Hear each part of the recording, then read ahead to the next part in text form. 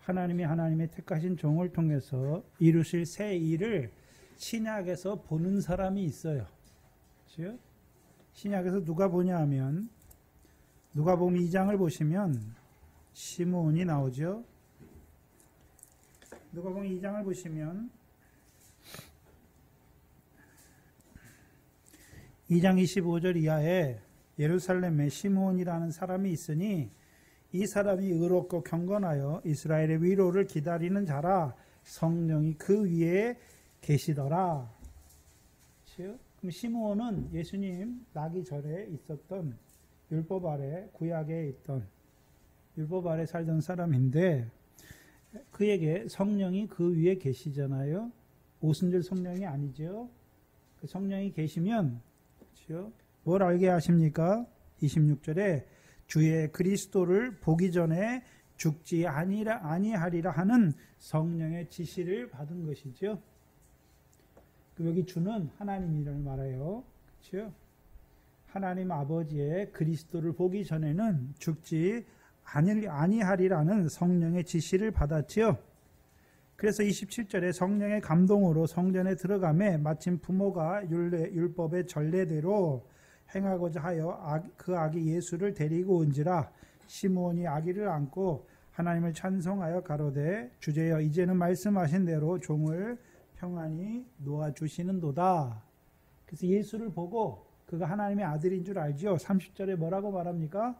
내 눈이 뭐를 봤다라고 말합니까? 그렇죠. 하나님의 구원을 보았다. 그럼 하나님이 이 아들, 하나님이 보내신 그 아들 예수를 통해서 하나님의 구원을 나타내시는 것이죠. 그렇죠? 모든 육체가 하나님의 구원하심을 보리라 말씀하시죠. 31절에 보면 이 아이는 주의 구원을 베푸는데 만민 앞에 예비하신 것이다 라고 말씀했죠.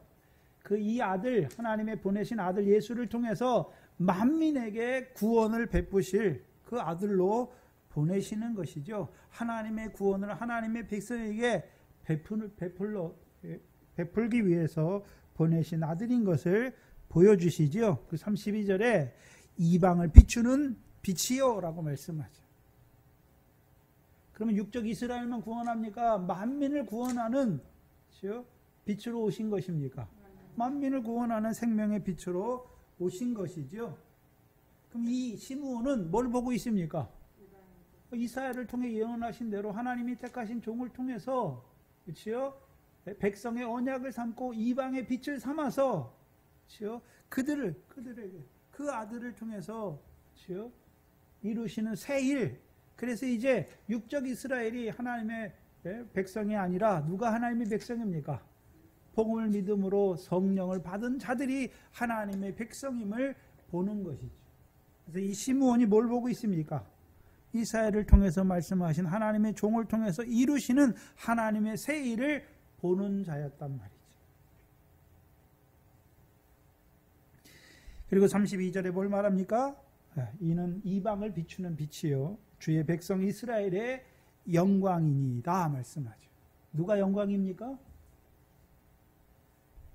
이 아들, 하나님의 아들로 오신 예수가 이방의 만민에게 구원을 비치는 생명의 빛일 뿐만 아니라 그가 뭐라고 말씀합니까? 이스라엘의 영광이다. 주의 백성 이스라엘의 영광이다라고 말하죠. 여기서 그러면 주의 백성은 육적 이스라엘을 말합니까? 생명의 빛으로 말미암아 성령을 받은 하나님의 백성을 말하는 것입니까? 성령을 받은 하나님 백성에게 영광이다. 그러면 그는 생명의 빛일 뿐만 아니라 그렇죠? 뭡니까? 주의 백성 그 생명의 빛으로 말미암아 하나님의 백성으로 부르심 받은 이스라엘의 무엇입니까? 영광이다라고 말씀하시죠. 왜 이스라엘의 영광이라고 말씀했을까요? 주의 백성 이스라엘의 영광이라고 말씀하는 것입니까? 요한일서 1장 14절이죠. 말씀이 육신이 되어 우리 가운데 거하심에 우리가 그의 영광을 보니 누구의 영광입니까? 독생하신 하나님의 독생자의 아버지의 독생자의 영광이지요. 아버지의 독생자의 영광이라는 의미가 무엇입니까? 히브리서 1장 3절이잖아요. 그는 영광의 광채시다라고 말씀하잖아요. 그럼 우리에게 뭘 보여주십니까? 하나님의 영광을 우리에게 보여주시는 것이죠. 그렇잖아요. 하나님께서 하나님의 자녀들에게 주실 영광을 보여주셨잖아요. 어떻게 해요? 말씀으로. 그렇죠? 그 나라와 의를 이루는 말씀을 통해서 이제 하늘에 계신 아버지 하나님께서 갚으시는 상이 있는, 상과 영광이 있는 자로 세워가시는 것이죠. 예수님의 교훈이 뭡니까? 복음은 하나님의 백성으로 부르시는 것이고 그들에게 주께서 분부한 말씀은 뭐 하기 위해서 분부하신 것입니까? 천국에서 큰 자로 세우시기 위해서. 그렇죠? 영생의 소망을 따라 하나님의 후사가 되게 하시기 위해서.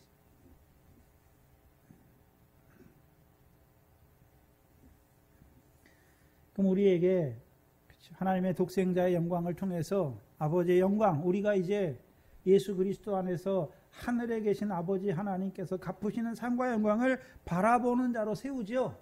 바라보는 자로만 세웁니까? 바라보지만 그렇게 살 수 없는 우리에게 은혜와 진리로 충만케 하십니까?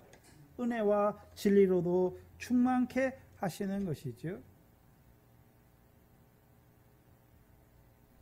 한마디로 이스라엘 영광이라는 의미는 영광으로 영광에 이르게 하시는 주님인 것을 보여주시는 것이죠. 그럼 신약에서도 이미 그렇죠? 시므온과 같은 자는 성령이 그 위에 계시니까 이사야를 통해서 하나님이 그 종을 통해서 이루실 새 일을 보고 있잖아요. 네? 그래서 보기만 했습니까? 실제로 그 아이 예수가 나오는 것을 보고 이제 성령의 지시하심을 따라 이가 그렇죠? 네? 주의 구원을 베푸는 그렇죠? 하나님의 아들인 것을 고백하는 것이죠. 시편 98편도 봅니다.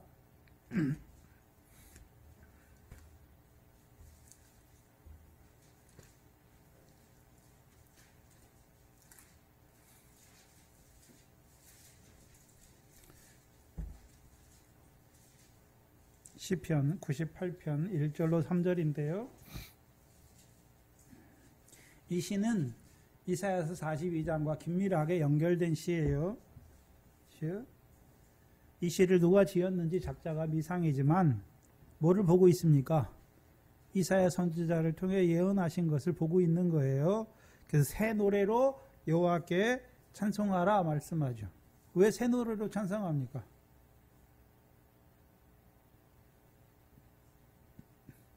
왜요? 대저 기이한 일을 행하신 하나님을 찬송하는 것이죠. 그 오른손으로 하나님이 그 오른손과 거룩한 팔로 자기를 위해서 뭘 베풀었습니까? 구원을 베푸셨잖아요. 근데 이 구원은 육적 이스라엘에게 한정된 구원이 아니에요. 2절에 보시면 여호와께서 그 구원을 알게 하시며 그를 열방의 목전에 명백히 나타내셨죠. 그럼 이스라엘에게만 나타내셨습니까? 열방의 목전에 그를 나타내셨습니까? 그가 누굽니까? 아까 이사야서 42장에 봤던 내가 너를 나의 의로 불렀다라고 말씀하신 그 의를, 하나님의 의를 이제 복음에 나타나 하나님의 의를 열방에게도 나타내시는 것이죠. 3절에 저가 이스라엘 집에 향하신, 그렇죠? 누구를 통해서요? 하나님의 택하신 종을 통해서 이스라엘 집에 향하신 인자와 성실을 기억하셨으므로 땅의 모든 끝이 우리 하나님의 구원을 보았도다. 그러면 시편에 있지만 구약에 있지만 이 시편 98편의 기자는 하나님이 이루실 새 일을 보면서 그럼 보기만 했습니까? 구약에 있으면서도 그 복음 안에서 아브라함과 같이 복음 안에 살아간 자입니까? 아브라함과 같이 히브리서 11장의 믿음의 선진들과 같이 믿음 안에서 살아간 자들이죠. 믿음은 무엇입니까? 하나님이 계신 것이죠. 하나님이 계신 것을 믿는 거예요. 그럼 하나님이 계시는데 하나님이 무슨 일을 하십니까? 구약의 선지자들로 율법을 통해 예언하신 그 아들 하나님의 의이신 예수 그리스도를 보내서 율법으로가 아니라 이제 하나님의 복음에 나타난 하나님의 의로 말미암아 하나님의 백성을 죄 사함 주시고 의롭다함을 하게 하실 뿐만 아니라 성령을 선물로 주실 것을 보는 자들이죠.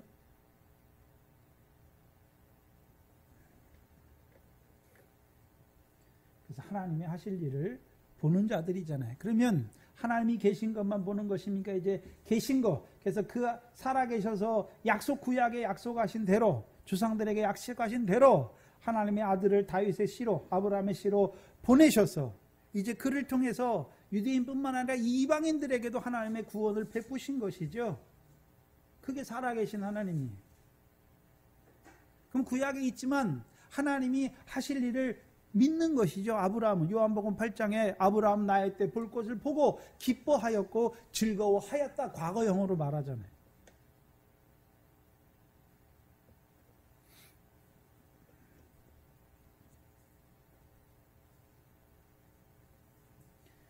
그래서 믿음은 하나님이 계신 걸 믿는 거예요. 그럼 하나님이 계시다는 것은요, 이제 믿음이 더 자라가면 창세전에 그리스도 안에서 영생의 소망을 쫓아 우리를 지으신 것처럼 이제 이 땅에서도 이 천지를 지으시고 그 아들을 통해서 그 영생을 이루어 가시는 것이죠. 우리에게.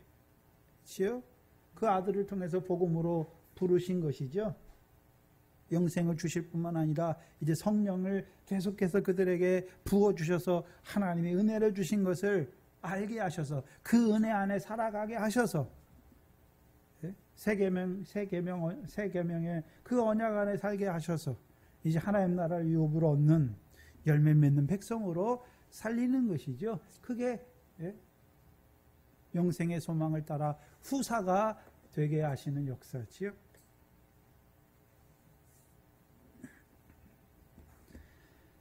그래서 우리는 하나님이 살아계신 것만 믿는 것이 아니라 이제 자기를 찾는 자들에게 상 주시는 것을 믿는 것이죠. 그럼 하나님을 찾는다는 의미는 여러 번 말씀드렸잖아요. 하나님 뭐 어디 있습니까? 찾게? 아니잖아요. 하나님의 뜻을 찾는 것이죠. 하나님의 뜻이 무엇입니까? 네? 하나님의 뜻이 무엇인가요? 이 땅에서 복음으로 부르신 이제 성령을 따라나 하나님 나라 백성이 됐잖아요. 그럼 이제 하늘에 계신 하나님의 뜻대로 행하는 자로 사는 것이죠. 하늘에 계신 너희 하나님의 온전하신 것 같이 우리도 어떤 자로 사는 것입니까? 온전한 자로 살게 하시는 것이죠. 모든 선한 일을 행하기에 온전한 하나님의 사람으로 사는 것이죠. 왜요? 선을 행한 대로 생명의 부활로 일어나기 때문이죠.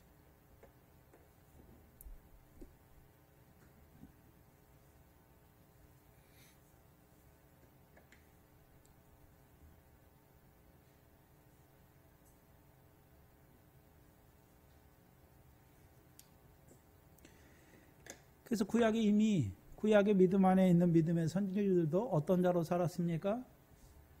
하나님이 이루실 새 일을 믿는 믿음 안에서 새 일을 이루신 하나님을 찬송하는 자로 살아간 자들이 있었다는 말이죠.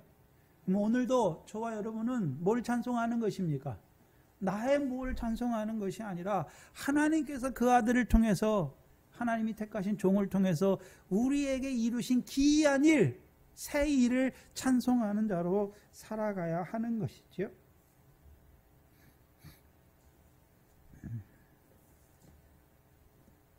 그게 시므온을 통해서, 그렇죠? 야고보가 시므온을 통해서 이방인에게 성령을 주신 이유가 무엇이냐? 하나님이 아시는 그 종 예수를 통해 이루신 새 일로 말미암아 이방인들도 하나님의 백성으로 부르신 것을. 그럼 저희가 이미 율법을 지켰기 때문에 하나님의 백성입니까? 아니죠. 성령을 받은 것이 무엇입니까? 하나님의 백성이 된 증거라는 것이죠. 그걸 확증하는 거예요. 지금 야고보가.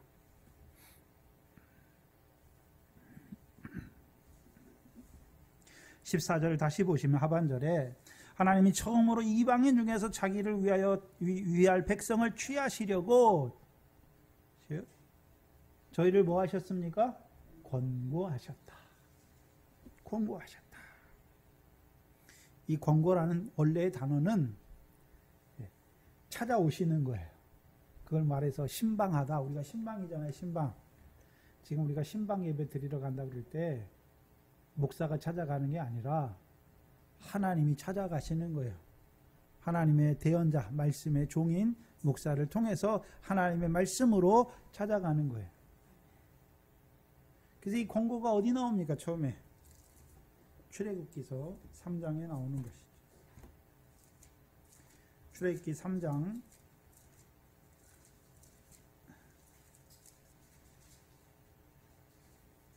16절입니다.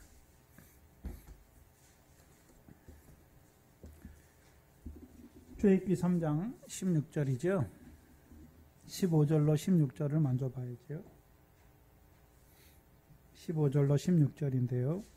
하나님이 또 모세에게 이르시되 너는 이스라엘 자손에게 이같이 이르기를 나를 너희에게 보내신 이는 너희 조상의 하나님 곧 아브라함의 하나님 이삭의 하나님 야곱의 하나님 여호와라 하라. 이는 나의 영원한 이름이요 대대에 기억할 나의 표언이라. 너는 가서 이스라엘 장로들을 모으고 그들에게 이르기를 여호와 너희 조상의 하나님 곧 아브라함과 이삭과 야곱의 하나님이 내게 나타나 이르시되 내가 실로 너희를 뭐 하셨다고 말합니까? 권고하셨고. 그래서 이 권고하다는 말은 1차적인 것은 하나님이 찾아오시는 거예요. 찾아오셨잖아요. 누구를 통해서요? 모세를 통해서. 왜 찾아오셨습니까? 조상들에게 하신 약속을 이루어 주시려고. 그럼 조상들에게 하신 약속이 무엇입니까? 17절이죠. 내가 말하였거니와 내가 너희를 애굽의 고난 중에서 인도하여 내어서 젖과 꿀이 흐르는 땅 곧 가나안 족속 무슨 가나안 족속이 거하는 땅을 너희에게 뭐 하시겠다는 것입니까? 주시겠다는 것이.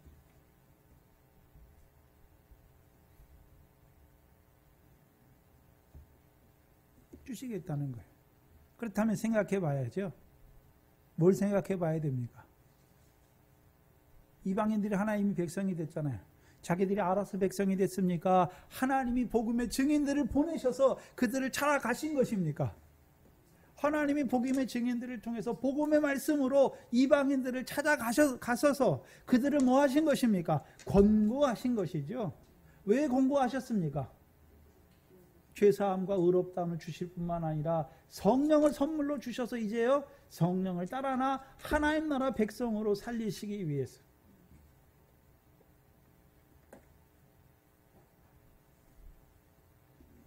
그래서 이제 이방인을 권고하셨잖아요. 누구를 보내세요? 먼저는 베드로요, 또요 바나바와 사울을 보내서 바울을 보내서 이제 이방인들에게 성령을 주셔서 권고하시고 그들에게 이제 복음으로 불러 믿게 하실 뿐만 아니라 성령을 선물로 주셔서 그들을 하나님 나라의 백성으로 세우신 것이죠.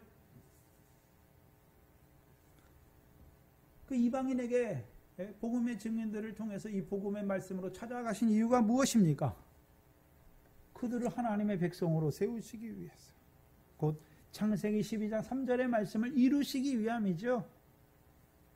땅 위의 열방이 너를 인하여 복을 받을 것이라 한 그 말씀을 이루시기 위해서 하나님 이방을 의로 정하실 것을 성경에 미리 알고 아브라함에게 복음을 전했잖아요.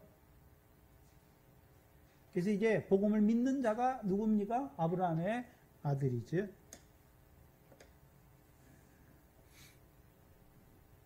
그래서 육적 이스라엘은 애굽에 있어요. 그렇죠? 그거는 이제 육적인 애굽이잖아요. 근데 영적 이방인들, 우리가 하나님 믿기 전에 이방인, 그래서 하나님 백성으로 부르심 받을 이방인인데 저와 여러분이 어디에 있었습니까? 생명이 빛이 비치지 못하니까 어디 가운데 있었습니까? 흑암 가운데. 그래서 애굽의 뜻이 무엇입니까? 흑암이에요.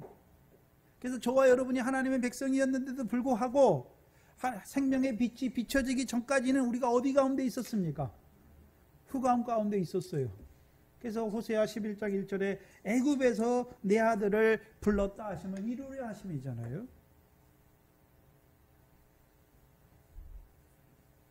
그래서 예수님이 애굽으로 내려가시는 거예요.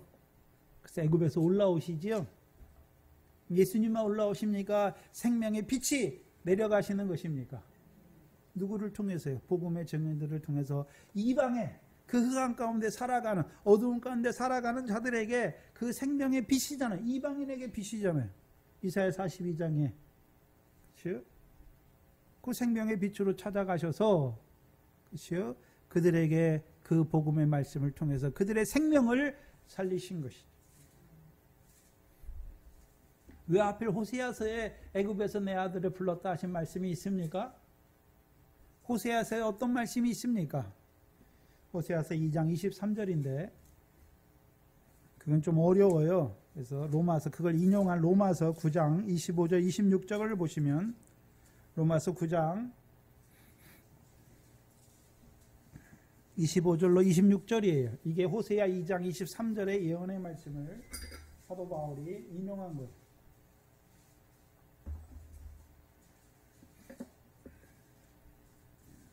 또 호세아 그래 이르기를 로마서 9장 25절 26절이죠.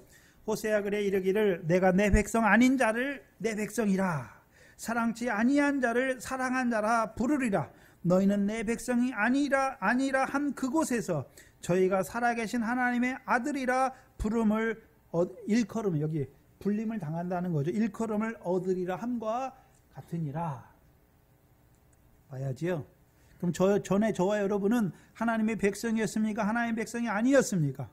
하나님의 백성이 아니었죠. 하나님의 사랑을 알지 못했죠. 근데 하나님의 백성이 아닌 자를 하나님이 뭐라 하십니까? 내 백성이라. 나의 사랑을 입은 자다라고 말씀하시지. 어떻게 해요? 하나님이 그 아들을 보내셨어요. 거룩한 종 예수를 통해서. 그렇죠? 26절에 너희는 내 백성이 아니라 한 그곳에서. 그럼 우리가 예전에 하나님의 백성이 아닌 자로 살아갈 때 삶은 어디였습니까? 생명의 빛이 없는 흑암 가운데 살아갔단 말이죠. 근데 그 생명의 빛이 어디에 찾아가셨습니까? 어두운 가운데 흑암 가운데 살아가는 하나님의 백성들에게 생명의 빛이 찾아가서 그들을 살리셨잖아요. 생명의 빛으로 그들의 생명을 살리신 것이요. 그곳에서 우리가 살아계신 하나님의 아들이 된 거예요.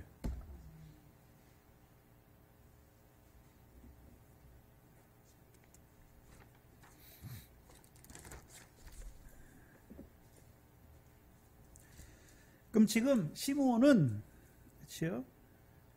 베드로를 통해서 이방인에게 증거하고 바나바와 사울을 통해서 이방인 중에서 그렇죠? 표적과 기사를 행하여 그들을 하나님의 백성으로 부르신 것. 그것이 곧 무엇입니까? 하나님이 이루신 새 일.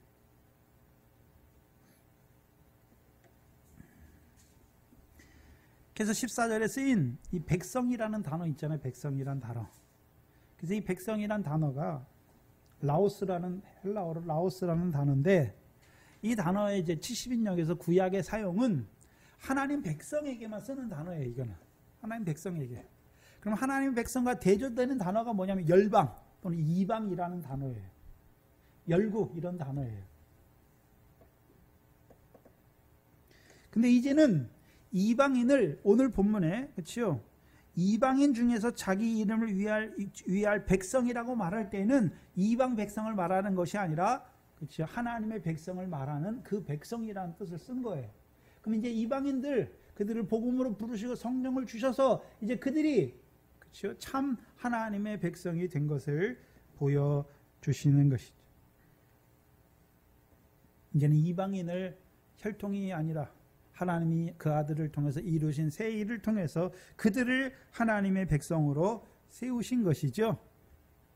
그것을 풀어 설명한 게 로마서 9장 6절로 8절입니다.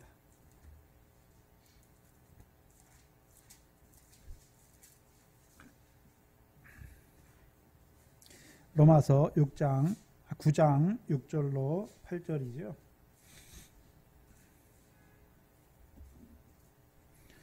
로마서 9장 6절 이하에 보시면 또한 하나님의 말씀이 폐하여진 것 같지 않도다. 그럼 폐하여졌다는 말씀은 뭐가 폐하여졌다는 말씀입니까? 선지자들로 하신 말씀이잖아요. 먼저는 창세기 12장 3절이죠. 땅 위에 있는 열국이 너를 인하여 복을 받을 것을 말씀하셨고 그게 이제 구약의 계시가 점점 더 진행되면서 발전되면서 이사야를 통해서는요. 하나님의 택하신 종을 세워서 그를 백성의 언약과 이방의 빛으로 삼으셔서 그를 통해 이루시는 새 일이죠.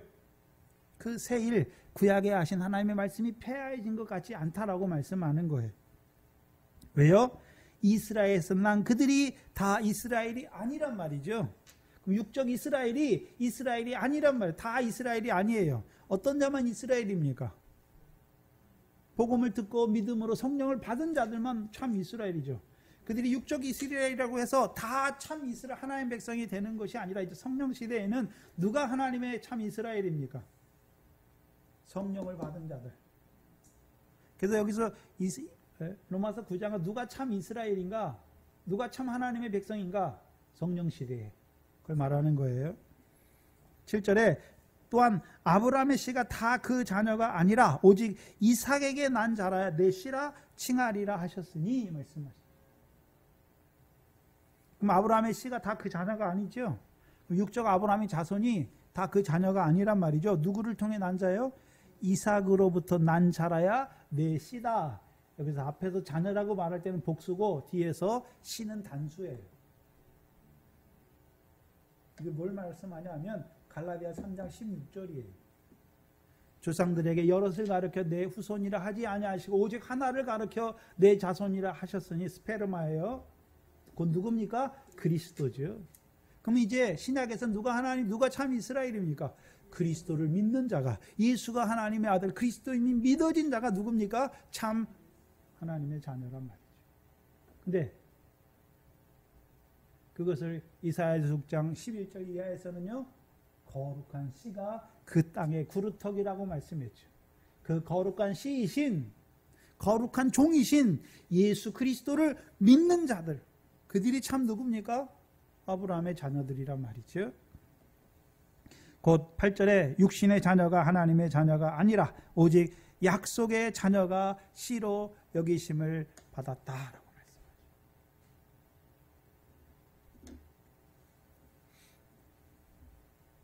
이제는 육적인 혈통으로 말미암아 하나님의 백성이 되는 때는 지났잖아요.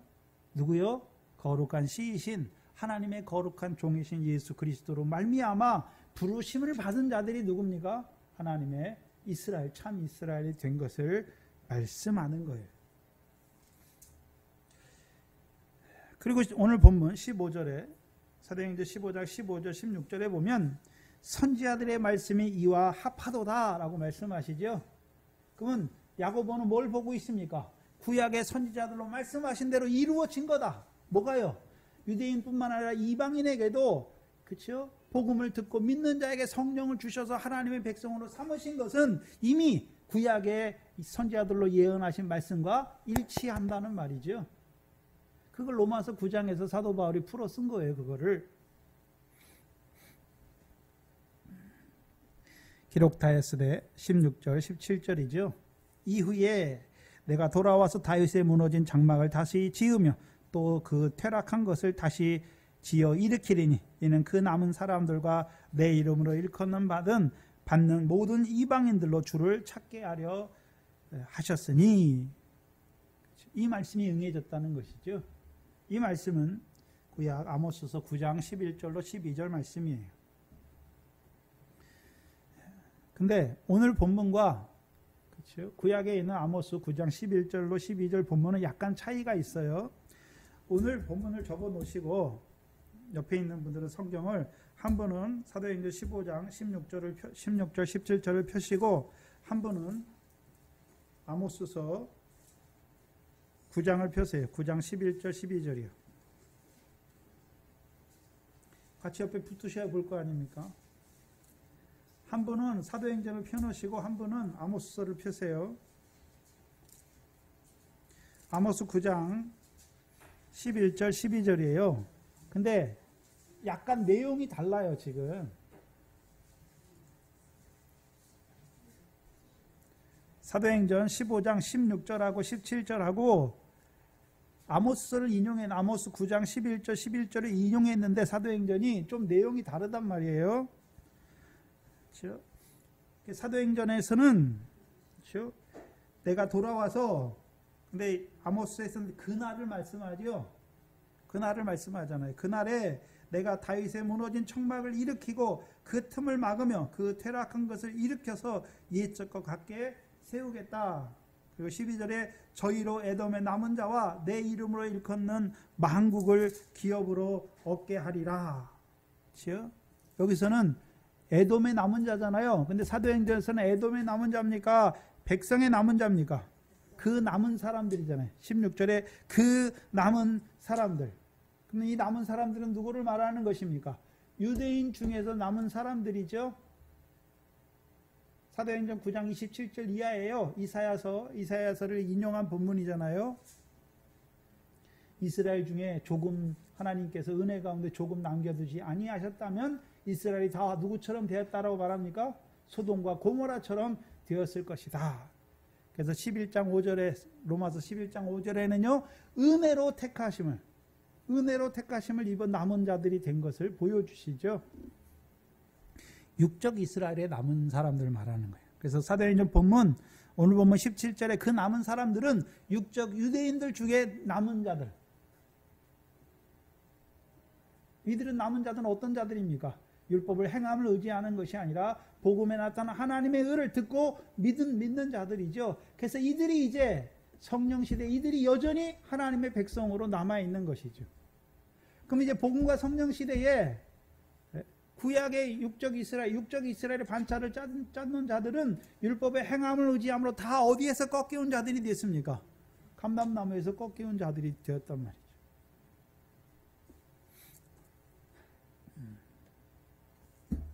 왜 차이가 나냐 하면 사도행전은 마소라, 이 구약의 본문은 마소라 본문이에요. 그렇죠? 전에 한번 얘기해 드렸죠. 마소라라는 유대인 레위 계통의 제사장 가문이 있어요. 그 가문이 이제 구약에 그들이 이제 예루살렘에서 흩어지잖아요.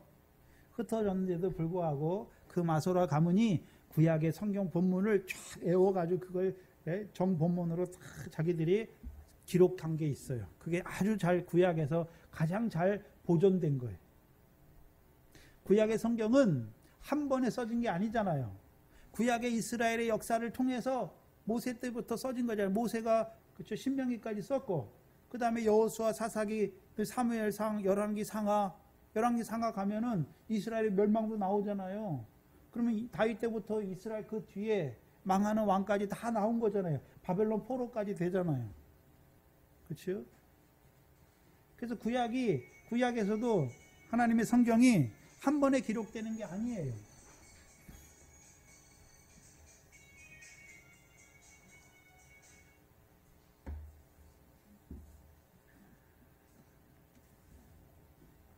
그렇다면 구약에 있는 하나님의 백성들도 그렇죠?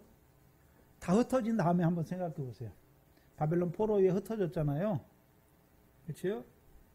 그러면 어느 지역에 가서 사는 사람들은 성경이 모세오경밖에 없는 사람들도 있어요. 또 어느 데 사는 사람도 여호수아도 있고 사사기도 있고 시편까지 있는 사람들도 있고 네? 다니엘서는 없는 사람들도 많아요.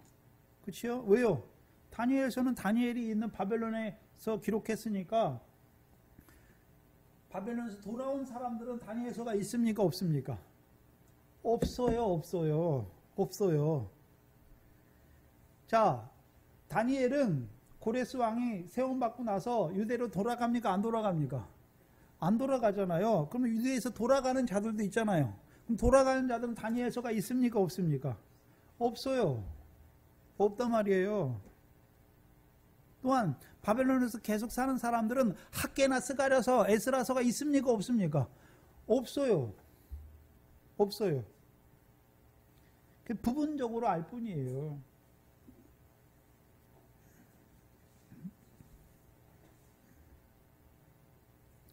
부분적으로 아는 거잖아요. 또 그리고 이 사람들이 이제 각 지역에 흩어져 살다 보니까 구약 성경을 자기들이 히브리어를 계속 못 쓰잖아요. 그 지역에 가면 먹고 살려면 그 나라 말을 써야 되는 것이죠. 그 나라 말을 써야 되잖아요. 우리나라 사람이 독일 가서 살려면 우리나라 독일 사람들이 다 있는데 우리나라 말 쓰면 먹고 살 수 있습니까? 모릅니까? 모르잖아요. 그럼 독일어를 써야죠. 근데 문제는 그 후손이 한 3, 4대 지나가면 그 사람들은 처음 간 사람들이나 그 후세대, 2세대까지는 한글을 좀 알지만, 한국말을 알지만 그 뒤에 지나가면 한국말 압니까? 모릅니까? 거기서 4대, 5대 살면 한국말 제대로 못한단 말이에요. 히브리서 하면 똑같은 거예요.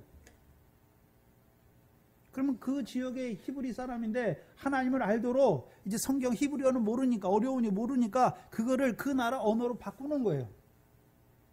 그걸 탈굼, 그거를 이제 바벨론 언어로, 아람어로 바꾼 게 탈굼이라고 말하는 거예요. 구약 성경을. 그리고 구약 성경을 이제 그리스 지역에 사는 한 이스라엘 백성들을 위하여 구약의 히브리어를 헬라어로 번역한 게 70인역이에요. 근데 지금 야고보가, 그렇죠? 구약의 이 아모스를 인용할 때는 70인역을 가져와서 인용하는 거예요. 그래서 본문이 달라지는 거예요. 근데 70인역을 완전히 똑같이 인용하는 것이 아니라 그걸 조금 바꿔요. 그래서 오늘 본문을 보시면 이제 16절에 이후에 내가 돌아와서, 하나님이 돌아온다는 의미가 무엇입니까? 돌아온다는 말은 구약적 개념, 구약의 이스라엘의 개념으로 하면 하나님께서 이스라엘을 버리셨죠. 그 바벨론 포로에 붙였단 말이죠. 그렇죠? 그럼 돌아올 때는 언제입니까? 회복하는 거죠. 회복시켜 주시는 거예요. 그런데 구약에 이제 바벨론에서 돌아오는데 회복이 되는데 처음에 뭐가 회복이 됩니까? 땅이 회복이 되는 거예요. 땅이. 그렇죠? 이스라엘 백성이 있고 땅이 있어야 되잖아요. 그러니까 땅과 백성이 회복되고, 두 번째는 뭐가 회복됩니까? 뭐가 회복되나요? 성전이 회복되죠. 스룹바벨 성전이 회복되죠. 근데 회복 안 되는 것이 있어요. 다윗의 반차를 쫓아오는 왕이 회복이 안 되잖아요. 그렇죠? 그래서 다윗에게 내가 내 위에 앉을 자를, 그렇죠? 앉을 자를 세울 것을 말씀하시잖아요.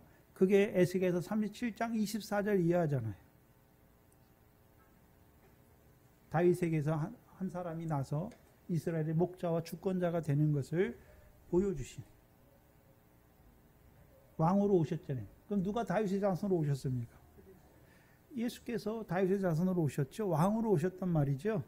그래야 이제 완전히 회복되는 거예요. 그래서 구약의 바벨론에서 돌아올 때 회복은, 그렇죠? 부분적인 회복이에요. 온전한 회복은 누구를 통해서요? 다윗을 통해 오시는 그리스도죠. 왕을 통해서 회복하신 것이죠. 그래서 어떻게 회복하십니까? 다윗의 왕으로 오셔서 유대인의 왕으로 그 백성을 위하여 십자가에 죽으심으로 저희 죄를 위하여 죽으셨고, 부활하심으로 저희를 의롭다 하시기 위하여 부활하신 것이죠. 그래서 하나님의 백성, 구약의 율법의 제사를 따라 드리면 죄나 그런 게 받을 수 없잖아요. 율법을 행한다고 하나님께 의롭다움을 받습니까? 구약의 제사를 따라 드린다고 죄가 없어집니까? 아니잖아요. 그건 예표예요. 이제요, 신약의 다윗의 자손으로 오신 그리스도의 십자가와 그의 부활을 통해서 우리가 온전한 죄 사함을 얻는 것이고, 이제요, 의롭다 하심을 얻는 자가 되었다는 것입니다.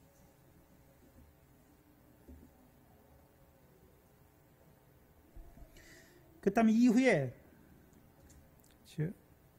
내가 돌아와서, 돌아온다는 것은요, 이스라엘 백성을 회복시킨다는 말이죠. 누구를 통해서요?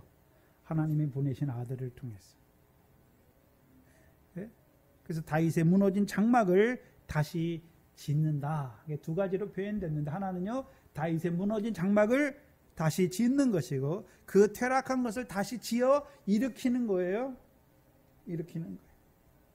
그럼 다윗의 무너진 장막을 다시 지으신다는 의미가 뭔가요?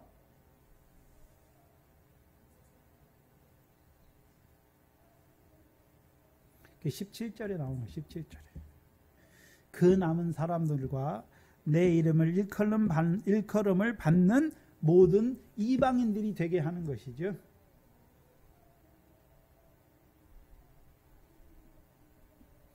두 번째, 그 퇴락한 것을 다시 일으킨 것은요, 이제 주의 이름으로 일컫는 받는 백성들이 누구를 찾게 하는 것입니까? 주를 찾게 하는 그 일이 이루어지게 한다는 거예요. 두 부분으로 나뉘어 있는 거예요.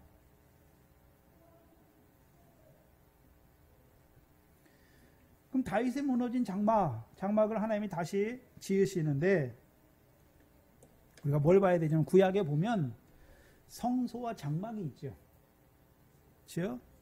구약 그 모세 때 회막을 성막을 짓잖아요. 근데 성막이 그렇죠? 성소잖아요. 그렇죠? 근데 성소 안에 또 뭐가 있습니까? 지성소가 있잖아요. 그래서 제일 처음에 그 마당까지 둘러싼 성막이 있잖아요. 그 안에 들어가면 이제 성소와 지성소가 또 있잖아요. 그래서 성전과 장막이라고 말해요. 성소와 지성소 나눠요. 구약에서는. 히브리서 8장을 한번 봐야 되는데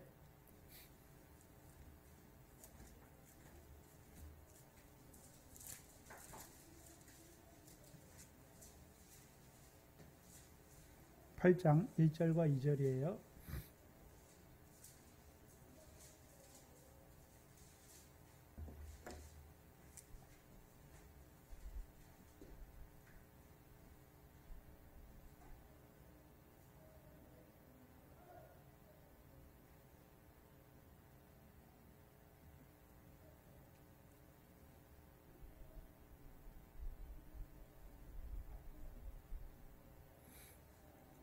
발정 1절에 보시면 이제 하는 말의 중요한 것은 이러한 대제사장이 우리에게 있는 것이다 라고 말씀하죠.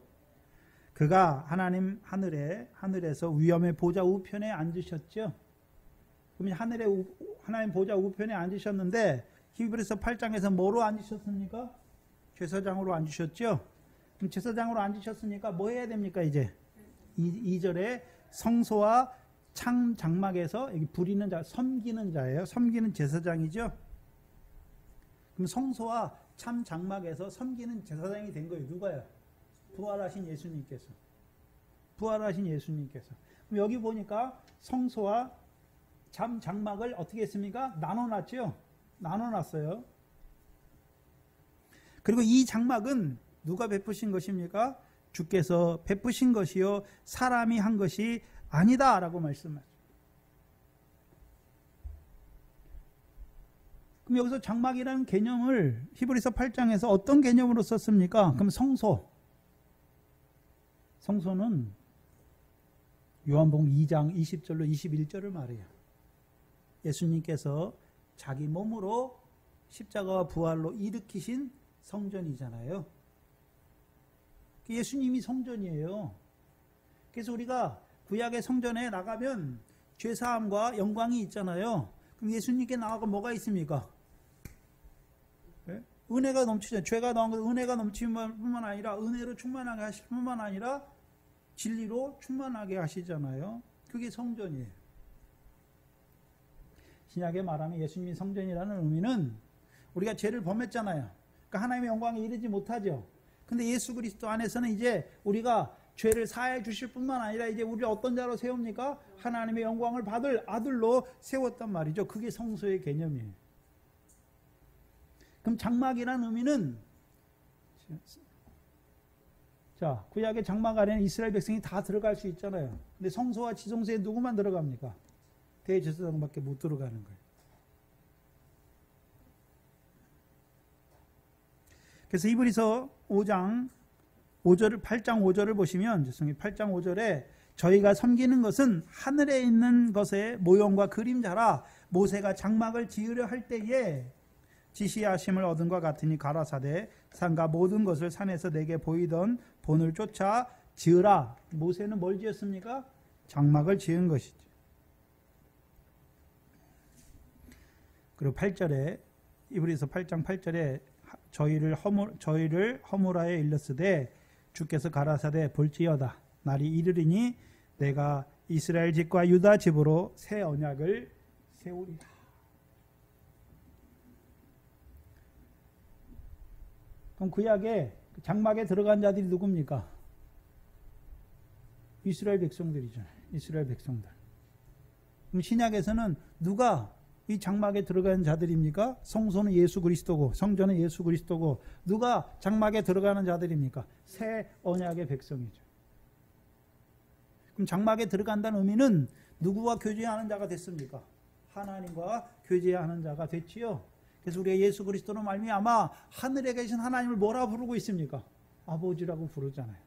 또 아버지라 부를 뿐만 아니라 성령이 우리에게 있으니까 하나님께서 예수 그리스도로 말미암아 우리에게 주신 은혜 안에서 우리가 어떤 자가 되는 것입니까? 살아가는 자들이 되는 것이죠. 그래서 다윗의 무너진 장막을 다시 세우신다는 것은 시편 84편이죠. 우리가 잘 아는 시편이죠. 시편 84편에서는요.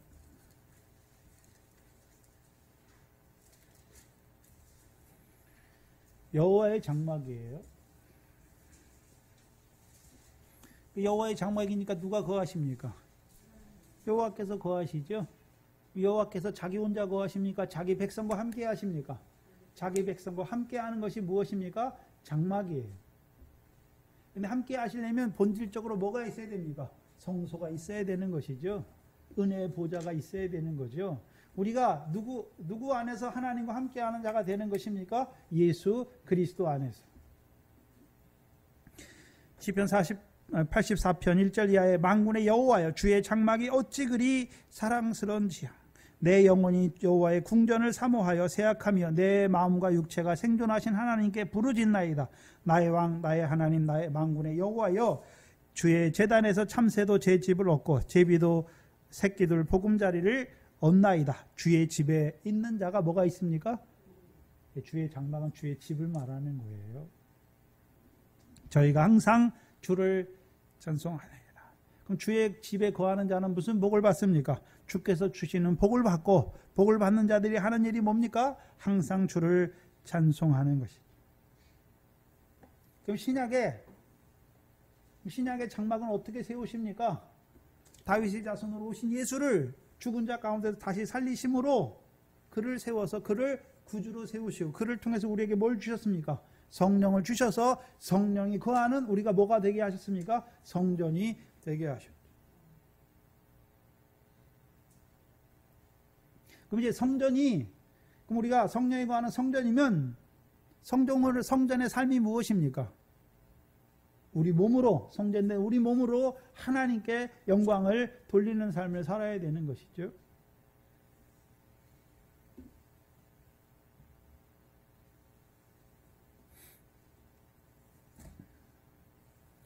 그래서 다윗의 무너진 장막은 어떻게 세웠습니까? 다윗의 자손으로는 예수를 구주로 세워서 그렇죠? 그를 믿는 자에게 뭐를 부어주셔서요? 성령을 부어주셔서 하나님의 백성. 이제 성령 안에서 성령 시대에는 이제 성령을 부어주셔서 성령 안에서 하나님이 주신 은혜 안에 살아가는 자들이 하나님의 백성이에요. 그게 다윗의 무너진 장막을 다시 세운 거예요. 그럼 왜 무너졌습니까? 육적 이스라엘은 원래 자기들이 하나님과 함께한 하나님의 백성인데 율법 아까 이사야 42장에 율법을 순종치 아니하였기 때문에 저희가 무너졌지요. 근데 무너진 그 장막을 하나님이 어떻게 세우십니까? 다윗의 자손으로 오신 예수를 구주로 세우셔서 그 예수를 믿는 자들에게 거룩한 종 예수를 믿는 자들에게 죄사함과 성령을 선물로 주셔서 다윗의 무너진 장막을 다시 세우신 것이죠.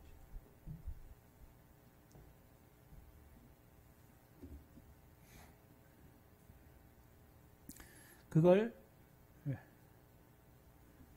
우리가 구약에서는요 보아스라고 하는 거예요. 보아스. 그에게 능력이 있다. 그럼 다윗의 장막을 누가 일으키셨습니까? 하나님께서. 누구를 통해서요? 그 아들을 통해서. 그래서 고린도전서에서 십자가의 도가 멸망하는 자들에게는 미련한 것이지만 구원을 얻은 우리에게는 무엇입니까? 하나님의 능력이죠. 우리를 하나님의 백성으로 세우시는 하나님의 능력이란 말이죠.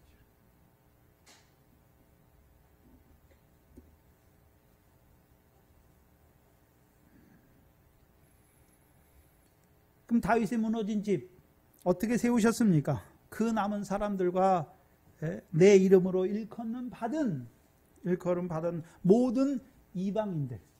원래 이방인들은 하나님 백성이 아니었잖아요. 근데 거룩한 종 예수를 통해서 그들에게 기사와 표적을 행해서, 그렇죠? 믿는 자들, 예수가 그리스도를 믿는 자들에게 성령을 선물로 주셔서 그들이 누굽니까? 하나님의 백성이 되게 하신 것이죠. 그게 다윗의 무너진 집을 다시 세우셨다는 거예요. 그러면 세우시기만 합니까? 그 퇴락한 것을 다시 일으키십니까? 그 퇴락한 것을 다시 일으키는 거예요. 그럼 퇴락한 것을 다시 일으켰다는 의미가 무엇인가요? 다윗을 통해, 구약의 다윗을 통해 이스라엘의 영화를, 다윗이 있을 때 이스라엘의 영화가 가장 컸잖아요. 그 영광을 일으키시는 거, 하나님의 백성을 영광으로 일으키시는 것을 말한단 말이죠. 그것을 17절에서는요, 먼저는 그 남은 사람들과 내 이름으로 일컫는 받는 모든 이방인들 하나님의 백성이 되게 하신 거죠. 다윗의 무너진 집을 세운 것이고, 이제 그들로 하여금 누구를 찾게 하시는 것입니까? 여기서 주는 하나님을 찾게 하시는 거예요. 어떤 하나님이요? 그 아들 예수 그리스도로 말미암아 우리에게 성령을 주시는 하나님을 찾는 자. 어떤 하나님을 찾습니까? 상 주시는 하나님을 찾는 것이지요. 그러면 상 주시는 하나님을 찾는 자들에게 하나님께서 그들을 일으키시잖아요. 그게 약인이죠. 그가 일으키시는 거잖아요. 그가 세우실 것이잖아요. 우리 어떻게 세우십니까? 그리스도 예수 안에서 우리를 일으키사 하늘에 앉히신 것이죠. 그거를 에베소서 2장 6절에 그걸 말씀하시고, 이제 일으키시는 역사, 그리스도 예수 안에서 우리를 일으켜서 하늘에 앉히시는 역사가 무엇입니까? 20절 이하에 우리는 사도들과 선지자들 터 위에 세움받은 자다라고 말씀하시고, 그러면 세움받으면 다 됐습니까? 이제 성령 안에서, 예수 안에서 성령을 따라 하나님이 거하시는 성전으로 지어져 가는 것입니까? 그럼 하나님이 거하시는 성전은 뭐가 충만합니까? 영광이 충만한 자로 우리를 지어 가시는 거예요. 누가요? 성령 안에서. 예수 안에서 성령의 역사로 우리를 그 영광의 충만한 자로 세워가는 것이죠. 그걸 빌립보서에서는요, 우리의 낮은 몸을 저의 영광의 몸의 형체와 같이 변케 하시는 거죠. 무슨 역사로요? 그게 성령의 역사지요.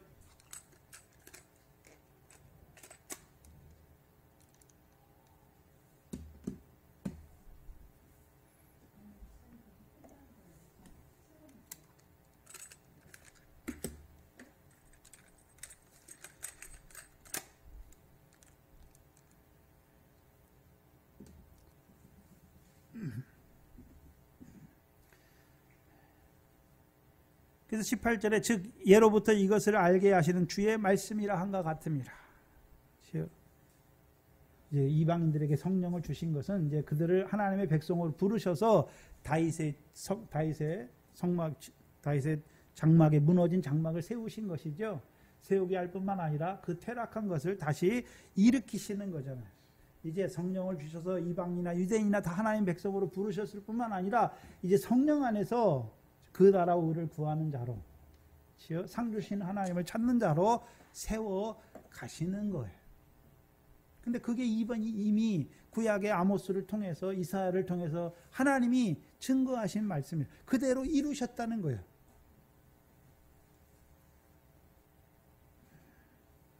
(19절에) 그러므로 내 의견에는 이제 의견을 내는 거예요. 이건 하나님의 말씀이 아니에요. 12절부터는 내 말을 13절엔 내 말을 들으라 말했잖아요. 내 말을 들으라 하는 것은 나의 말입니까? 하나님께서 구약의 선지자들로 이것이 이루게 하신 하나님의 말씀이 어떻게 이루어졌나를 보여주시는 것이고, 이제 그것을 말씀한 다음에 이제 뭐를 말하는 것입니까? 이게 하나님의 말씀이 아니에요. 내 의견을 들으라라고 자기 의견을 말하는 거예요. 의견을 말하잖아요. 내 의견에는, 그렇죠? 이방인 중에서 하나님께로 돌아오는 자들을 괴롭게 말고, 그들에게 이방인으로 있다가 복음으로 말미암아 성령을 받고 하나님께 돌아온 자들이잖아요. 생명이 살아난 자들에게 할례를 말하는 것은 그들을 괴롭게 하는 것이니까 그렇게 하지 말고,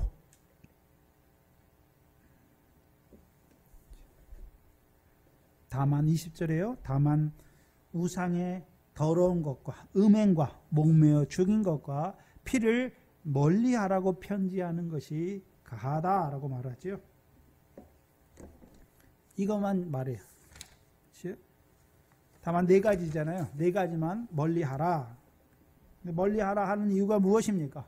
21절이잖아요. 이는 무엇 때문이냐 하면 예로부터 각 성에 모세를 전하는 자가 있어서 안식일마다 회당에서 그 글을 읽고 있기 때문에, 이방인들이 너희 복음으로 부르심 받은 이방인들, 신약의 이제 성령을 받아 하나님의 백성이 된 이방인 너희들이 살아가는 곳에 누가 있습니까? 아직도 모세의 글을 읽는 육적 유대인으로 살아가는, 그렇죠? 그 유대인들이 있으니까 너희가 뭐 하란 말입니까? 이걸 피하라는 것이죠. 피하라는 거예요. 멀리 하라는 것이죠. 뭘 멀리 하라 말합니까? 첫 번째가요, 우상의 더러운 것. 그 우상의 더러운 것은, 자, 이방인들은 원래 우상에 대한 개념이 있습니까? 없습니까? 없어요. 이방인들은 자기들이 우상을 만들어 놓고 그걸 신이라 말하고 그 신 보고 나를 구원해라 말하는 자들이었잖아요. 근데 복음이 믿어지고 나서는 이 헛된 것을 버렸죠. 그 우상이 신이 아니라는 걸 알았죠. 누구면 신입니까? 그 아들을 보내서 십자가와 부활로 자기들을 하나님의 백성으로 부르신 여호와가, 하나님이 자기들의 신인 것을 알았잖아요. 그래서 이제 헛된 것을 버렸어요. 그 우상을 신이라 섬기는 그 헛된 일은 버렸단 말이죠. 근데 뭐가 남아 있습니까? 그들이 사는 지역에는 그러면 다 믿었습니까? 안 믿는 사람이 훨씬 많습니까? 안 믿는 이방인들이 여전히 뭐 하고 있습니까? 우상을 섬기잖아요. 그렇죠? 우상을 섬겨요. 근데 우상을 조금 섬기는 게 아니에요. 그렇죠? 여러분들이 이제 갈 기회는 많이 없겠죠. 소아시아나 아니면 이 지역에, 갈라디아 지역이나 이 지역에 가면 신이 얼마나 많은지 알지 못하는 신의 계도라고 제단을 써놨잖아요. 그럼 신이란 신은 다 섬기는 거예요. 왜요? 신을 섬겨야 복 받는 줄 아니까 신을 섬기잖아요. 그래서 저희 나라도 옛날에 복음이 들어오기 전에, 그렇죠?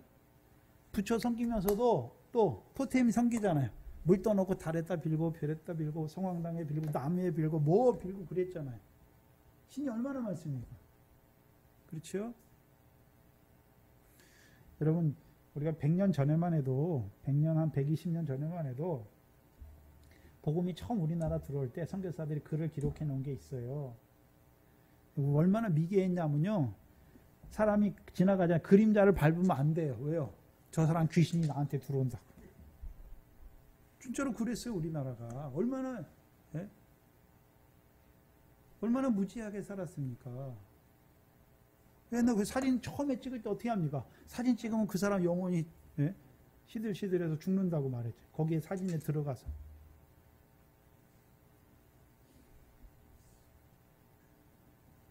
그러면 이 당시 이방인들이 살아가는 지역은 신들을 엄청 많이 섬겨요.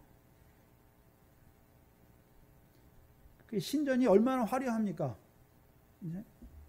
여러분들이 지금 가면 유적지에 뭐만 남아 있습니까? 신전만 남아 있는 거예요. 근데 그게 중세로 바뀌면서 신전이 뭐로 다 변합니까? 예배당으로 다 변하잖아요. 가톨릭 예배당으로 다 변하잖아요. 그게 다 지금 뭡니까? 관광지예요. 근데 중세 시대를 거치면서 많이 헐어졌잖아요. 근데 이방 신을 섬기는 그것이 얼마나 크고 위대한지 시마다 있어요. 시마다 다. 도시마다 다 있는 거예요. 그것만 있습니까? 여러 신들이 다 있잖아요. 그러면 거기서 뭐 합니까? 제사 지내, 제사. 신에게 제사들 있잖아요. 그래서 제우스 신한테 바울과 바나바가 신의 형상으로 왔다고 말해서 제우스 제사장에 소 가져와가지고 제사 지내려고 그러잖아요. 그럼 생각해보세요. 옛날에 일반 도시에서 일반 평민들이 도시에서 고기를 먹을 수 있는 기회가 많을까요? 적을까요? 우리랑 똑같아요. 우리나라 옛날에 평범한 가정에서 1년에 제사 때나 명절 때나 고기 한번 먹어보죠. 물론 잘 사는 집이야 고기를 잡을 수 있지만 어떻게 돼지를 잡고 어떻게 소를 잡습니까? 그렇죠? 소가 재산이잖아요. 그러면 이방인 지역에 살아가는 그 이방인들은 있잖아요. 신전에 제사 드릴 때 신전이 크잖아요. 그러면 짐승을 한 마리 잡겠습니까? 여러 마리 다 잡겠습니까? 여러 마리 잡다가 그 신전에 들어온 사람은 먹겠으면 그게 시장으로도 빠집니까? 시장으로도 빠지는 거예요. 근데 사람들이 일부러 고기를 팔기 위해서 잡을 때는 별로 없잖아요. 옛날에 우리나라도 백정이 있는데 백정이 자기가 막 고기 마음대로 잡아서 팝니까? 양반이 와가지고 고기 한 마리 잡아라 하면 잡아가지고 주는 것입니까? 그렇단 말이에요. 그러면 그 신전에서 제사 드리고 남은 음식을 이방인들은, 안 믿는 이방인들은 어떻게 생각할까요? 그걸 더 먹으려고 하죠. 왜요? 그건 성스러운 것처럼 생각하니까, 제사 지르고 나온 성물이니까 그걸 먹으면 더 복을 받을 줄 알잖아요. 근데 문제는 이제 믿는 이방인들의 문제잖아요. 그 이방신에 가서 제사하는 건 버렸잖아요. 이방신이 그거는 참신이 아닌 걸 알았잖아요. 근데 문제는 무엇입니까? 먹는 것이잖아요. 그 먹는 것은 안 변하잖아요. 그렇죠? 이방신전에서 제사하고 나온 거. 네? 그럼 그들은 우상에 대한 재물의 문제는 안 나오잖아요. 그걸 안 가르쳤잖아요. 우상이 뭔지도 가르치기만 했지만 우상의 재물을 먹는 게 죄인지 뭔지 모르잖아요. 처음에는. 그것까지 사도 바울이 다 가르칠 여력이 없어요. 지금 복음을 전할 때. 근데 그 지역에 사는 유대인들은 어떻습니까? 우상에 대한 재물의 문제를 밝히 알잖아요. 그러니까 우상의 재물을 먹으면 우상을 섬기는 거랑 똑같으니까 그들은 그걸 우상에게 절하는 것도 안 하지만 그것도 먹습니까? 안 먹습니까? 절대 안 먹어요. 그들이 먹는 거는 하나님께 바쳐진 재물 중에 화목재물로 나온 것만 먹잖아요. 또 고기를 먹을 때도 자기들의 정결 예법을 따라서 고기를 잡고 먹는 거잖아요. 근데 이방신에게 드려진 재물을 먹을 수 있습니까? 안 먹는단 말이죠. 그러면 이방인들 너희가 살아가는데 너희가 복음으로 부르심 받아서 이제 우상이 없잖아요. 이방신에서 나오는 그 우상의 재물도 먹어도 돼요. 먹을 만한 믿음도 돼요.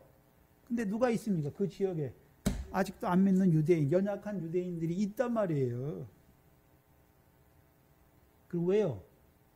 그 연약한 유대인으로 살아가는 그들도 너희가 먼저 믿게 식이 나서 그들도 믿게 해야 되는 거잖아요. 그러니까 너희가 좀 양보하라는 거예요. 양보하라는 것이 아니라 그들의 연약한 양심을 넘어지게 하지 말라는 거예요. 그러니까 그걸 먹지, 그걸 피하라, 멀리하라는 것이죠. 그러면 이제 이방인들이 믿었어요. 믿었잖아요. 그러면 유대인들 중에서도 믿는 자가 있지요. 교제할 때 어떻습니까? 우상의 재물 내놓으면 유대인들이 아직 안 되잖아요. 유대인들 교제를 못하는 거예요. 왜요? 그걸 먹으면 자기들은 더러워진다고 생각하기 때문에. 두 번째는 음행을 말하죠. 음행. 그 음행은, 여기서 말하는 음행은 예수님의 가르침을 말하는 음행이 아니잖아요. 예수님의 가르침은 여자를 보고 음욕을 품는 것도 가늠한 거예요. 세상과 짝하는 것도 가늠한 거잖아요.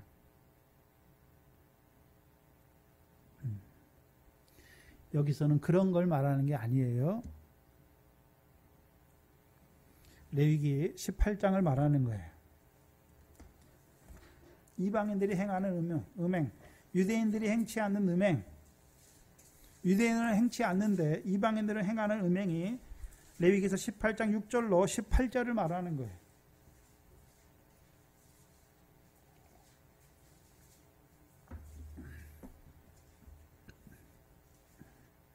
레위기서 18장 6절 이하에 보면 너희는 고르게 지친을 가까이 하여 그 하체를 범하지 말라. 나는 여호와니라.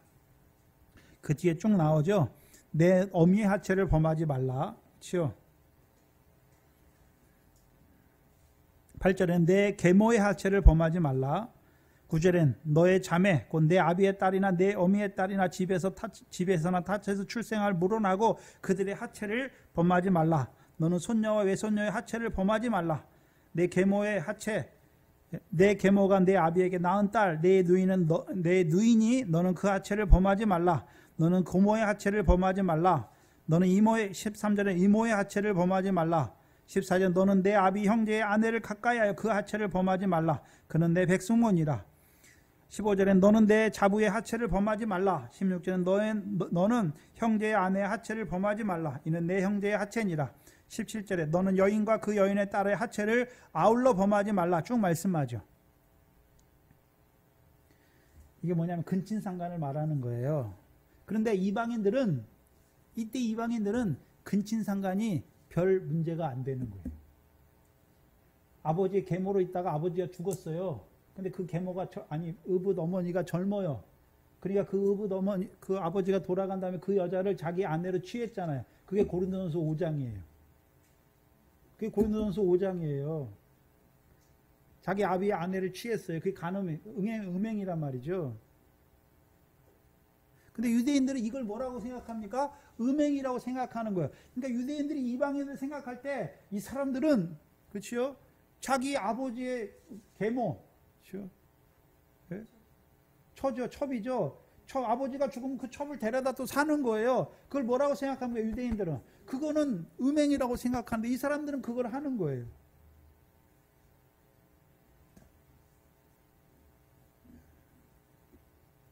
왜요?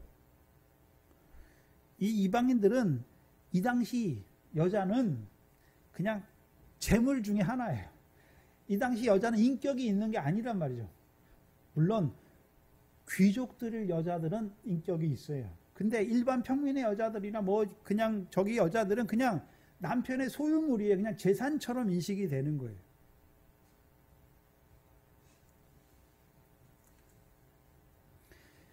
근데 육적 이스라엘은 하나님이 창조하신 남녀로 생각하잖아요.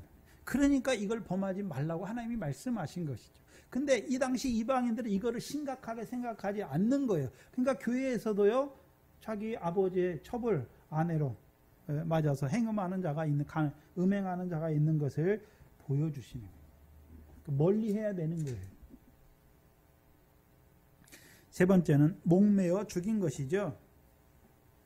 목매어 죽인 것. 목매어 죽인 것을 말할 때는 짐승이잖아요. 이스라엘은 그 할례 예법을 따라서 짐승을 잡을 때도 코셔잖아요. 코셔 제도인데 정결 예식이에요. 정결 예식. 짐승을 잡을 때 목매어서 죽인 것은 먹지 않아요. 어떻게 먹습니까? 목을 옆을 따서 피를 다 쏟고서 거꾸로 달아서 목을 따는 거예요. 그럼 피가 어떻게 합니까? 다 쏟아진 거. 피채 안 먹잖아요. 근데 이방인들 어땠습니까? 짐승 잡을 때 어떻습니까? 우리나라 옛날에 짐승 잡을 때, 그렇죠? 예?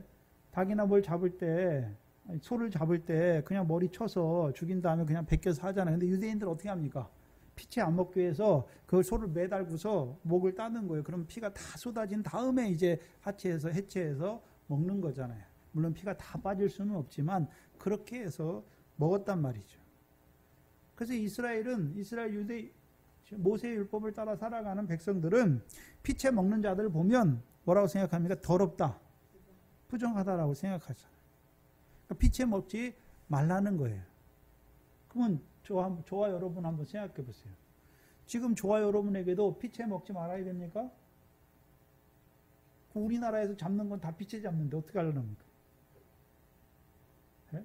우리나라는 돼지고기도 먹잖아요. 근데 지금 유대인들이 없잖아요. 그렇죠? 우상의 제물도 없단 말이죠. 네? 우리가 우상의 제물이 우상의 제물을 먹을 만한 믿음이 없고 먹지 못하는 믿음이 있단 말이죠. 그게 지금도 유지되는 거예요.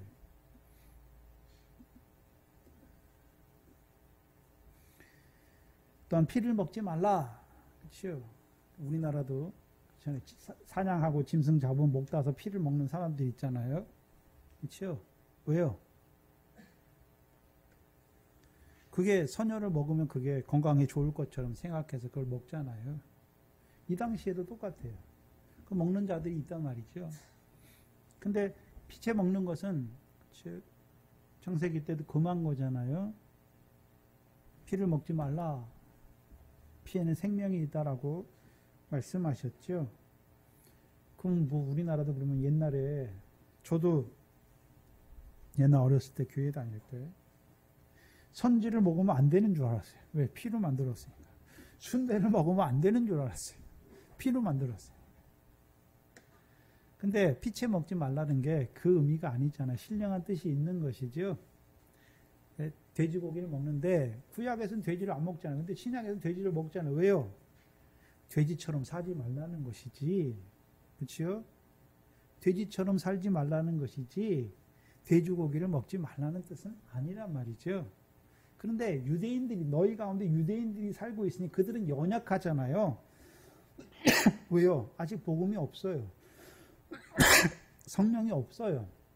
그러니까 모세의 율법을 따라 살아가니까 율법을 지키는 것이 거룩한 거라고 생각하고 그것이 의롭다고 생각하고 살아가는 자들이 있단 말이죠.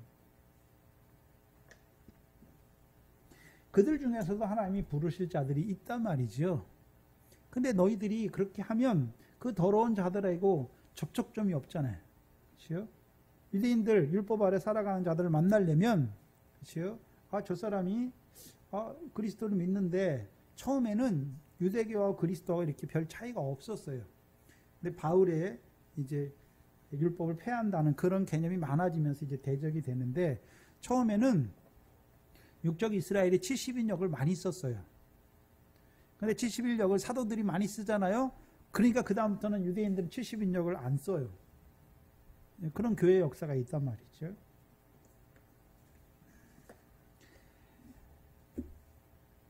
그래서 이 복음으로 부르신 이방인들이 살아가는 그 지역에 아직도 모세의 율법을 따라 살아가는 자들이 있잖아요. 그렇죠? 그들이 복음을 아직 전함을 받지 못한 자들도 있을 것이고 전함을 받았지만 아직 깨어지지 않은 자들도 있을 거란 말이죠. 그럼 하나님께서 복음으로 먼저 부르신 이방인들을 통해서 시기 나게 해서 그들을 돌이키게 하는 그 역사도 있는 거예요. 그걸 막지 말란 말이죠. 그래서 유대인들, 너희 가운데 연약한 유대인들, 아직도 율법 아래 살아가는 유대인들이 있으니까 그들의 연약함을 인해서 너희가 이것은 피하라는 거예요. 물론 본질적으로 피해야 되는 것도 있고 즉 그들을 위해서 조심해야 되는 것도 있는 것이죠. 고린도전서 8장입니다.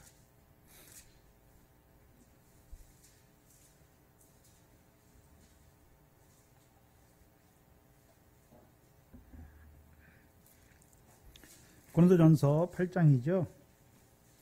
우상의 제물에 대한 교훈인데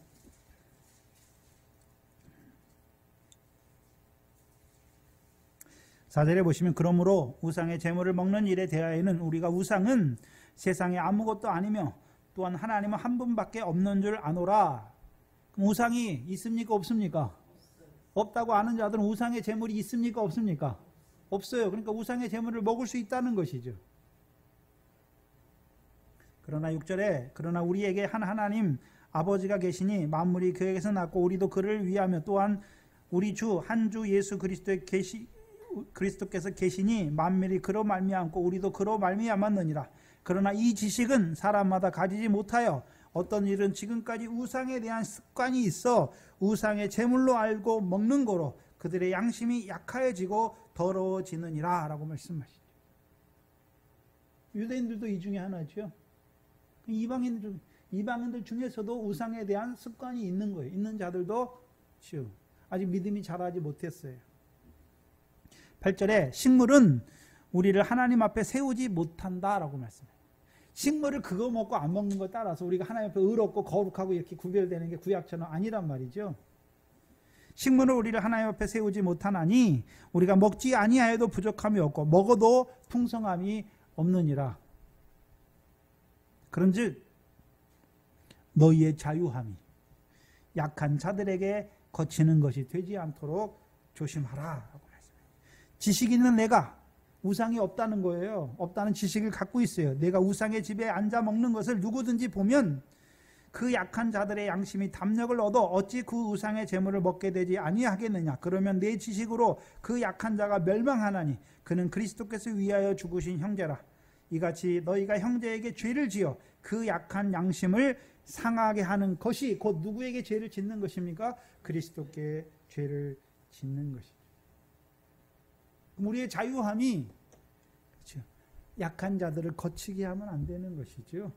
그걸 지금 말하는 것이 야고보가. 아직도 복음을 알지 못하여 각성에 살아가지만 이 모세의 율법 아래 살아가는 그들도 분명히 하나님의 육적 자손이고 그들도 복음을 듣고 믿기만 하면 하나님의 백성으로 부르신 것이 아니냐. 근데 먼저 성령으로 말미암아 하나님의 백성된 너희가 그들 앞에서 그들이 부정하고 더럽게 여기는 것을 하면 그들이 너희를 볼 때 너희 부정한 너희의 말을 듣겠느냐? 안 듣는단 말이죠. 그들을 얻기 위해서. 그들이 양심이 약하잖아요.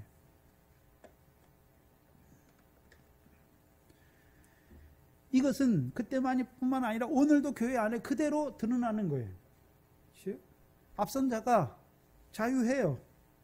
그렇죠? 자유한데 그 자유함을 그 믿음이 연약한 자들은 그걸 자유하지 못한단 말이죠.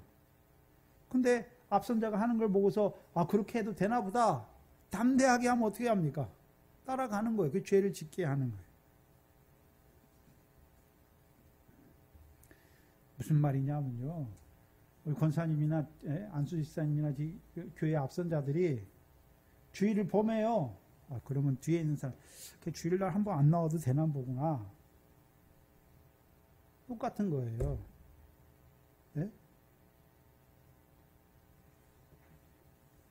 앞선 자가 거치면 안 되는 거예요. 본이 돼야 되는 것이죠. 네? 그래야 뒤에 오는 자들에게 덕이 되는 거예요. 그렇죠? 그래서 앞선 자들은 항상 나만 잘하면 되는 게 아니에요. 여러분 뒤에 오는 자들도 하나님이 보게 하신 거예요. 그렇죠? 본이 돼야 돼요. 덕을 끼쳐야 돼요. 은혜를 끼쳐야 돼요. 우리가 천륜적인 면에서도 사랑은 내리사랑이잖아요. 똑같은 거예요. 하나님의 은혜는 먼저 받은 자를 통해서 하나님의 은혜가 없는 자에게 흘러가야 되는 것이지, 내가 하나님의 은혜를 받았다 해서 믿음이 없고 은혜가 없는 자들을 넘어뜨리는 게 아니란 말이죠. 그들을 세워가는 거예요. 그게 앞선 자의 마땅한 바예요. 그래서 우리에게 자유를 주셨잖아요. 네? 근데 그 자유를 가지고 형제를 넘어지게 하거나 형제를 미혹하는 그 자유가 되면 안 되는 거예요.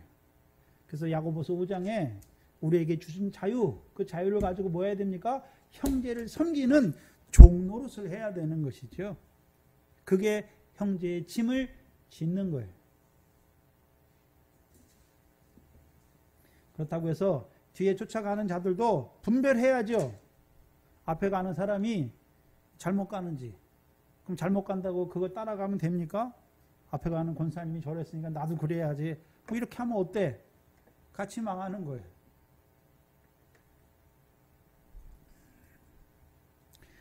교회는 그리스도의 한 몸이에요. 그렇죠? 몸이잖아요. 몸은 서로 세워주고 서로 보호해주고 서로 끌어주고 서로 붙들어주는 거예요. 그렇죠? 우리가 제일 하기 쉬운 게 무엇입니까? 아이고, 집사가 저럴 수가 있어? 권사가 저럴 수가 있어? 그거는 누워서 침뱉기예요. 우리 교회잖아요. 같은 형제인데 뭐를 탓합니까? 누구에게 뭘 헤아리고 비판합니까? 앞선 자는 봤으면, 연약한 걸 봤으면 기도하는 거예요. 기도하는 거. 왜요? 하나님의 몸이잖아요. 그리스도의 몸된 지체잖아요. 온전히 세워주시기를 기도해야 되는 것이죠. 기도할 뿐만 아니라 하나님이 그가 자라났으면 그를 통해서 그를 온전한 자로 세워가는 거예요. 그게 그리스도의 법을 성취하는 거예요. 그런데 오히려 하나님의 법을 가지고 재판자의 자리에 앉고 판단하는 자리에 앉으면 그게 하나님의 자리에 앉는 것이죠. 교만한 거예요. 그 교만은 자기만 넘어질 뿐만 아니라 자기를 쫓아오는 자들도 같이 넘어지게 하는 것입니다. 조심하셔야 되죠. 특별히 앞선 자들은 그렇죠. 우리의 자유함이 약한 자들의 양심을 거치지 않도록 조심하시기를, 돌아보시기를 주의 이름으로 축원합니다. 기도하겠습니다. 창세전에 그리스도 안에서 택하신 것처럼 이 땅에서도 이루시기 위하여 예수 그리스도 안에서 새 일을 이루어 주셔서 이방인된 우리를 이 복음의 말씀으로 증거해 주시고 찾아와 주셔서 이제 죄사함과 의롭다함을 얻게 하실 뿐만 아니라 성령을 선물로 주셔서 이제 우리가 하나님의 백성인 것을 인쳐주시니 감사합니다. 우리에게 예수 그리스도를 통해서 이루신 그 새 일을 늘 찬송하는 저희들 되게 하시고 우리를 이제 그 새 일을 통하여 하나님의 백성으로 부르신 우리들, 이제 우리를 통하여 그 성령을 따라나게 하신 자들을 통하여 계속해서 그 아들을 통하여 부어주시는 성령으로 말미암아 하나님이 주시는 은혜 안에서, 사랑 안에서 살아가는 저희들의 한날 한날이 되게 하여 주시옵소서. 이 교회를 세워주시고 몸된 머리된 그리스도의 지체들로 우리를 세워주셨사오니 그리스도의 몸된 교회로 그리스도의 영광을 드러내기에 부족함이 없는 저희들 되게 하시고 특별히 앞선 자들로 세워주셨사오니 이제 뒤에 오는 자들을 섬기는 그 종로로 타는 그리스도의 법을 성취하는 앞선 자들이 될 수 있도록 인도하여 주시옵소서. 감사합니다. 예수님의 이름으로 기도하옵나이다. 아멘. 찬송가 46장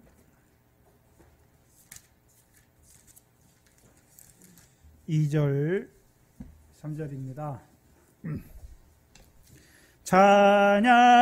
찬양하라 복되신 구세주 예수 우리 대신 죽임을 당했네. 그 주 예수 영원한 구원의 소망 경배하며 겸손히 절하세. 찬양하라 우리 죄 지신 예수 그의 사랑 한없이 크셔라. 찬양하라 권세를 찬양 찬양 찬양 영원히 부르세. 찬양하라 복되신 구세주의 천사들아 즐겁게 찬양해. 그 주 예수 영원히 다스리시니 멸류관을 주 앞에 드리세. 그 주 예수 세상을 이기시고 영광 중에 또다시 오시네. 찬양하라 높으신 권세를 찬양 찬양 영원히 부르세. 주기도문으로 예배를 마치겠습니다. 하늘에 계신 우리 아버지여 이름이 거룩히 여김을 받으시오며 나라의 임하옵시며 뜻이 하늘에서 이룬 것 같이 땅에서도 이루어지이다. 오늘날 우리에게 일용할 양식을 주옵시고 우리가 우리에게 죄 지은 자를 사하여 준 것 같이 우리 죄를 사하여 주옵시고 우리를 시험에 들게 하지 마옵시며 다만 악에서 구하옵소서. 나라와 권세와 영광이 아버지께 영원히 있사옵나이다. 아멘.